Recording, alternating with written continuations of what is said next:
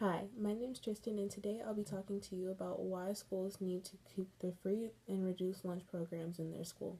There are many people who rely on this in order to have food at school, and it would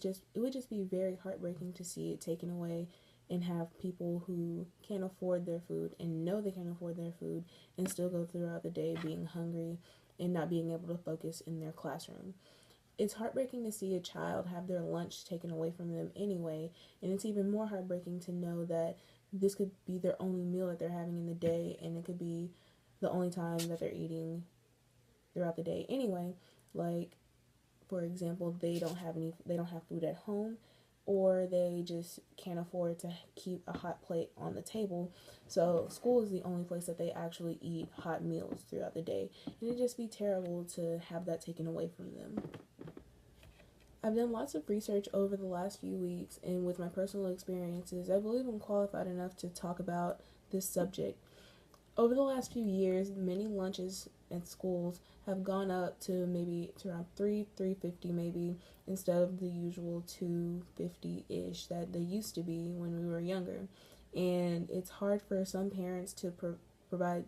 lunch money for their children because they may have multiple children in the same schools or in different schools for that matter. They might not be bringing in enough income for them to have lunches at school and have food at home at the same time. So it might be a little bit tougher for them. So with the free and reduced lunch programs, it will be easier on those parents because they get some assistance with helping their child become, not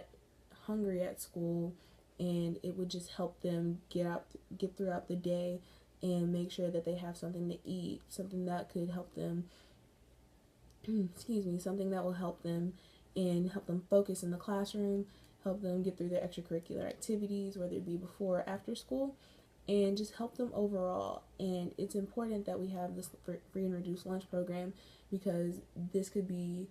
their one push for the day. It could be their help for the day, and it's just important that we keep them in our public schools. Free and reduced lunch is important in most schools because if there's children who can't afford their school lunch, they'll be given a cheese sandwich, which is basically just a cold piece of cheese in between two pieces of bread, fruit, and maybe a milk if they're lucky. This doesn't seem like a sufficient lunch for someone who has to go through 8 hours of school every day and have to have the energy to participate in class, maybe participate in a practice after school, or even just having to get home.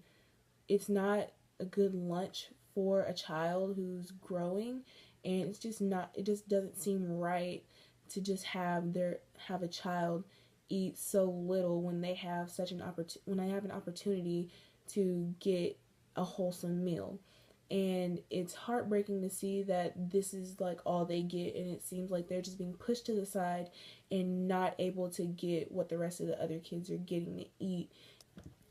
As someone who actually doesn't use free and reduced lunch, I believe that we should still provide for those who do need it because you never know what someone might be going through in their home life or what their financial situation might be.